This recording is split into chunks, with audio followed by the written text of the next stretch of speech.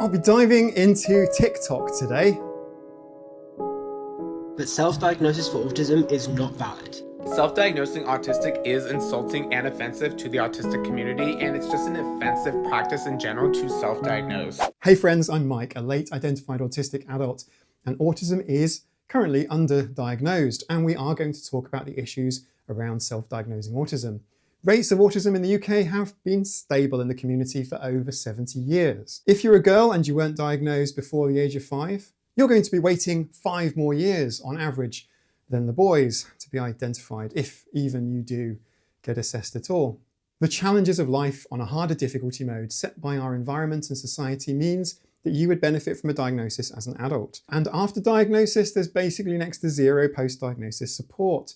You do get an explanation. You might feel like you belong in a kind and supportive autistic community, and knowing that you're not alone can go a long way to help. By the way, this pattern is not just autism, but ADHD too, with a waiting list of up to 5 years on the NHS in the UK. As usual, my sources are in the description, and if I make any mistakes, I'll correct them in a pinned comment. Usually when people attack self-diagnosis, they're coming from a place of fear or misunderstanding. They're worrying that people self-identifying as autistic undermines the experiences of actually diagnosed autistic people, or that it's just people jumping on a TikTok trend. It's a Gen Z thing. But the reality is that the data doesn't support the idea that there's some kind of epidemic of people falsely claiming to be autistic. In fact, research consistently shows that autism is underdiagnosed, particularly in adults, women, and marginalised communities. The barriers to formal diagnosis are significant and real, from cost to waiting lists, lack of professionals qualified to assess adults, and more. We'll go into it. We're going to go into it. I promise I'm not trying to be mean or provocative, but self-diagnosis for autism is not valid. If you self-diagnose as being lactose intolerant or having Crohn's disease or anything like that limits your behaviour, and it's just something that you would tell yourself, we would all say that that's not the right approach to things. Just because autism happens to be a mental disorder and is not immediately visible to the human eye doesn't mean that it isn't limiting, and doesn't mean that calling yourself that is not going to have effects on you. I'm not sure why this chap thinks that autism is a disease like Crohn's or a mental disorder or mental illness, because autism is a neurodevelopmental condition. It's a disability, but it is not a disease. Mental illness, I'm sorry, it's not a cool personality. And you may not need a diagnosis or a word to put over your head in order to understand yourself.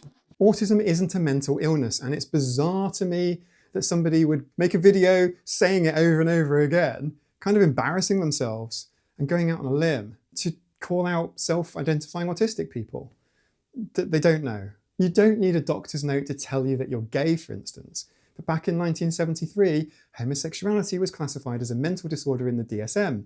Being gay isn't a mental illness, and being autistic isn't either. Also, I'm really glad that this chap is affirming that autism is a cool personality trait. I mean, where was he when I was at school? You're not OCD if you like order, but you don't need to do those rituals or you feel unsafe. You're not bipolar if you have mood changes, but you actually have self-control and you don't find yourself making dangerous decisions and not knowing how to control your own mood. And you're not autistic because you're weird or unwelcome to people or you have rigid thinking. You're autistic if you look at someone's face and you cannot tell what the hell is going on inside of their head. I can't tell what the hell is going inside this person's face. Okay, let me carry on. You can't decide if you're autistic. You are or you aren't, just like you can't decide what race you are. And it really feels like people are starting to use mental illnesses, especially autism, as a way of trying to make themselves feel more edgy or more interesting. And that's just not helpful to anyone. If you can't afford help, if you can't afford diagnosis, this video is not for you. So I'm weird, a rigid thinker, and I look at someone's face and I cannot tell what the hell is going on inside their heads, according to this guy. Well, he has got one thing right. I have no idea what the hell is going on inside this guy's head. The mind blindness idea that he's referring to is one aspect of autism, but it's an outdated and oversimplified view. The reality is that autistic people can and do understand other people's mental states. We might even have too much empathy and have our own emotions rocked about like a tiny boat in a storm of other people's mental states. When Joe Rogan said that super autism guy would have no qualms or conscientiousness about nuking humanity. Autism guy, rather, that didn't think at all about, no concept at all about empathy, no concept at all about our perspective in the he would just plow forth ahead and just launch bombs. Like, I responded in a video about autistic empathy and touched on the theory of mind, and it's linked in the description below. Autistic people process and then might express our emotions and understanding differently to holistic or non-autistic people. Not don't have it or doesn't understand it, just it's different. That's it. This kind of reductive reasoning about autism is what leads to harmful stereotypes and spreads misinformation on social media. Imagine if, instead of autistic people, he was talking about black people or women or some other minority group. And he's like, oh, black people are uncaring or women can't understand what's going on inside people. Say, what on earth? Autism is not a mental illness. That's like saying being dyslexic is a disease or untrimmed facial hair is a sign of illness.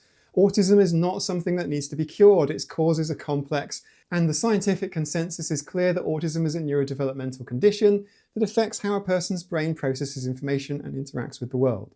But don't put a word on yourself that may not fit you and you may be able to take off very easily just because you're trying to understand yourself better. I made a video about labelling ourselves, and research has been done that shows the effect that labels can have on people. Prison inmates who are labelled as criminals are more likely to reoffend than those who weren't labelled. Now, I used to think that I sucked at sport. I did, but just thinking that I was terrible at it made me less likely to want to partake and just enjoy sport.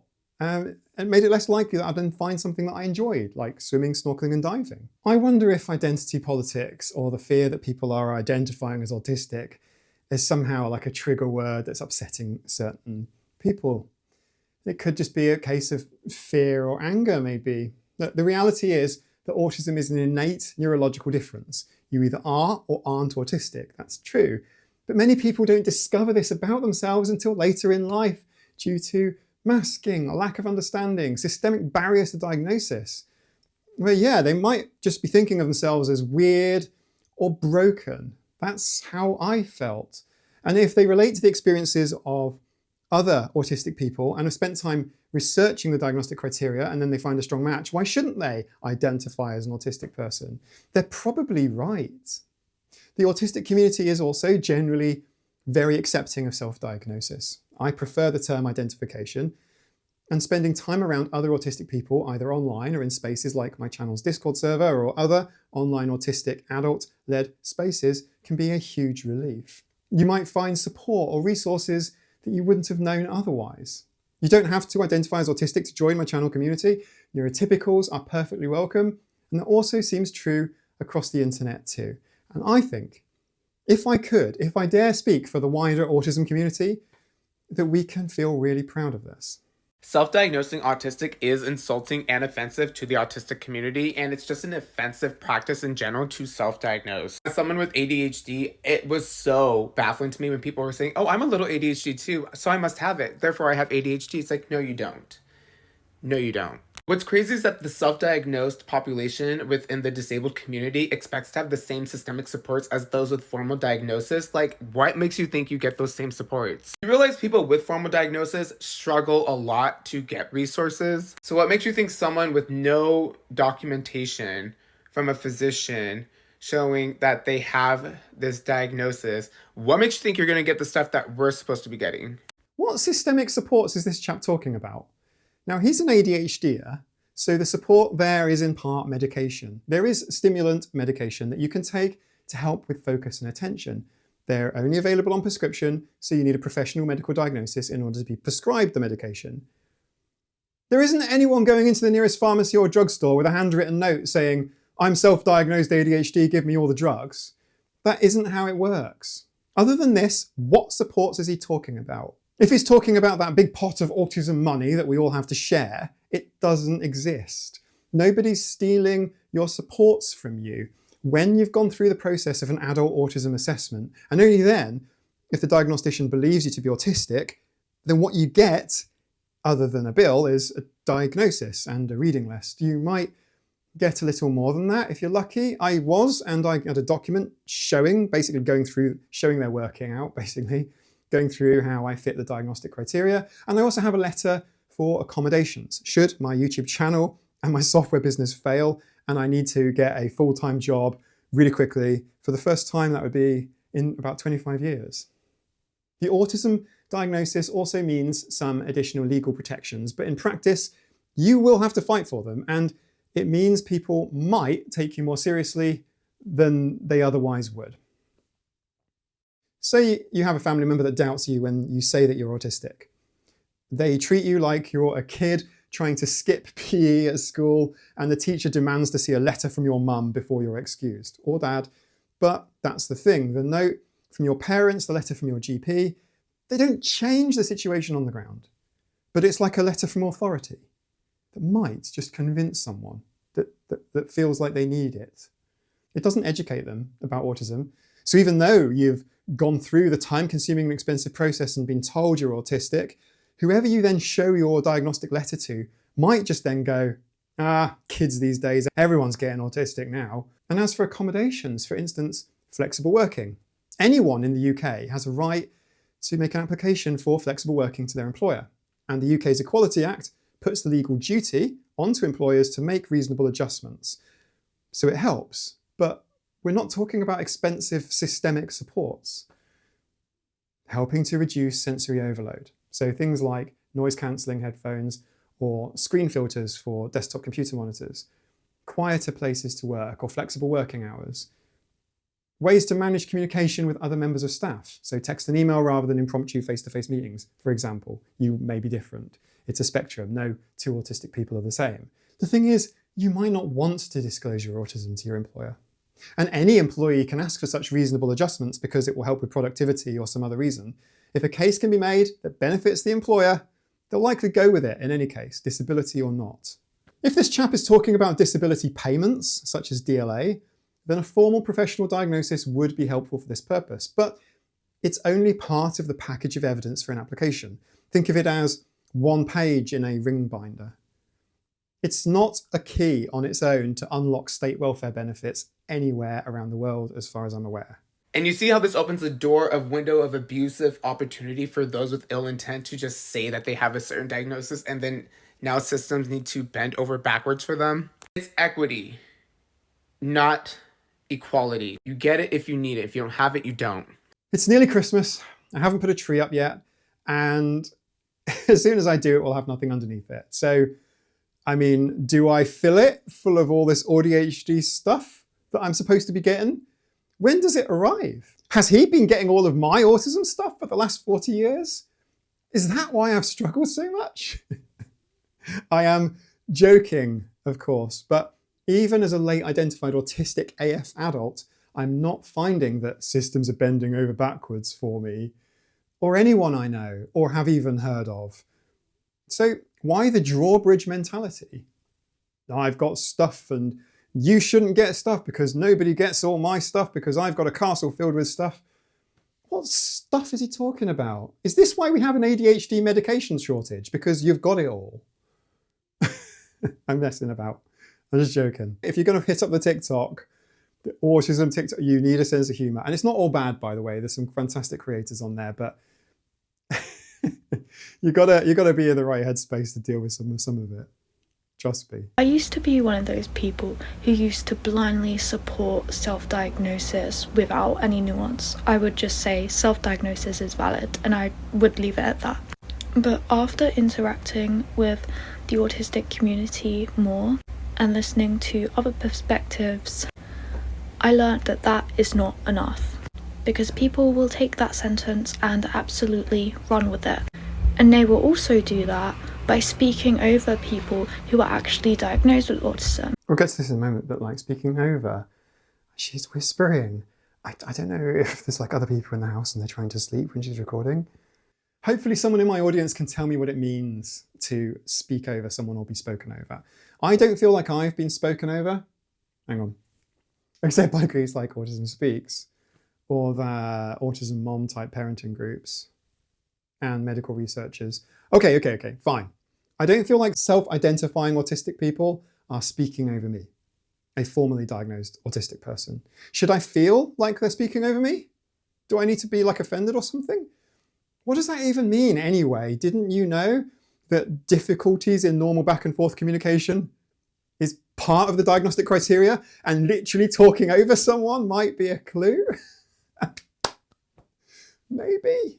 what self-diagnosis looks like. Self-diagnosis is a really unfortunate term because we use the word diagnosis for diseases, cancer, and other things that we need to be fixed or removed. A disease is an explanation for one or more symptoms, which isn't an accurate way to describe autism. In terms of symptoms, features, traits, or characteristics is much more appropriate. I've changed my intro from, "Hey friends, I'm Mike, a late diagnosed autistic adult," to a late identified one, because even though I am literally diagnosed, identified is more appropriate, it fits better. When I disclosed some of what I'd learned as part of a self-identification process, and you can see some of this on my mind map, a friend said to me, "You think you might have autism?" And I replied saying, no, I'm pretty confident at this point that I'm autistic. And they're like, no, but a doctor hasn't said that you are, so you're not. As if doctors are proactively going around knocking on people's doors and handing them autism cards. Like, what is this? If you don't ever realise something's off and there may then be an explanation for that difference between your expectation and your reality, that you then start exploring that with as much intellectual veracity as you can manage, then you'll never either identify as autistic or you'll never consider yourself to be, you'll never go and get an autism diagnosis. If I were gay, I don't think I'd need a doctor to tell me that. Like, what would I have to do to confirm being gay? Actually, let's not go there. Let's. You'd actually get an electrically resistive band applied around your penis and shown pornographic materials. At least that's what a great many studies into human sexuality for those with male anatomy make you do. If you eventually do get a doctor to confirm, you're probably speaking first with just a general practitioner, a family doctor. They're familiar with the usual list of complaints, but they won't have any formal training on autism. And the ones that do have spent an extra year in medical school. They'll probably tell you something like, "You've got a family, so you can't be autistic." At least that's what one of mine said to me. Come to think of it, how do they think that autism spreads? There's an assumption that medical doctors and the healthcare services will be able to identify autism, get you on the assessment pathway promptly, and by the following month or two, you'll have your paperwork. But if you ask anyone who has either had to go through this process as an adult, you'll hear about the delays. There are currently 172,000 people in the UK currently on a waiting list for an autism assessment. And nearly all of them have been waiting, that's 85% plus, have been waiting for over 3 months. I've had 3 appointments and will acknowledge my privilege of going private, but I had to wait 6 months. Where I live, the only pathway to an adult autism assessment is via the CAMS or AMS, which is the Child and Adolescent Mental Health Service and the Adult Mental Health Service. These are psychiatric-led services, and speaking in 2024, in the British Isles, they're severely underfunded and under-resourced. If you aren't already known to them, either from difficulties and, we're talking about, sort of get expelled from school, you're known via the police, criminal records as a child, that sort of thing, then you need to be in crisis to access their services. As autism isn't a mental illness, it's often misdiagnosed. A great many higher masking autists, usually women and girls, escape mental health services with a misdiagnosis of BPD, or borderline personality disorder. I specifically asked my psychologist about this, and it is a fairly common story. And even via a CAMS or AMS referral, the wait time for an NHS autism assessment can be several years away. So, say that you do strike it lucky, you get a decent GP that takes your referral request seriously, and your referral comes through in super fast time. You're probably looking at 2026 or 2027 at this point, at least in the UK. Now you're face to face with a psychiatrist or a clinical psychologist, who then present you with a box or a bag, and you're told to take out some of the toys and play with them. Maybe you're handed a book and told to make up a story about flying frogs. And I'm not joking. My assessment that was like really weird. I'm talking about the frog book. The guy gives me this book and it's like a children's illustrated book, beautiful, with pictures of frogs on lily pads like floating above the world. If you've had that experience, feel free to let us know in the comment section below. Reenact it. What stories did you make up? It's bonkers. These tests are designed for children. They're often used on adults. Some psychologists and psychiatrists do, even now. And this will probably still be the case several years from now. I referred myself privately, and even then I felt like Schrodinger's autist. I was relieved that I'd booked an assessment, so at least decision point wise, that one was done. But the waiting, the sense of dread, and the imposter syndrome nagging at me, it's enough to induce anxiety on its own. The United States and other countries have similar issues. I wonder if my experiences, which are different in some ways, but then in other ways kind of classical. I've got the computer science autism. I wonder if it would have led to a different outcome. What if I had the horsey autism or the bluey autism? Would I not have been so obviously autistic? In the study, Gender Differences in Parent-Reported Age at Diagnosis of Children, a study from 2018 showed that autism is more commonly observed in boys than girls. There is a growing awareness of autism in girls and recognition that underdiagnosis is common. They conclude that girls with ASD are diagnosed later than boys when aged 5 years or older. Another study from 2011 looked at the prevalence of autism and the rates of increase, which showed that there has been no increase in the prevalence of autism. Take that, epidemic people, and acknowledges that adults with autism are more likely to be recognised and supported if they also have severe intellectual disability.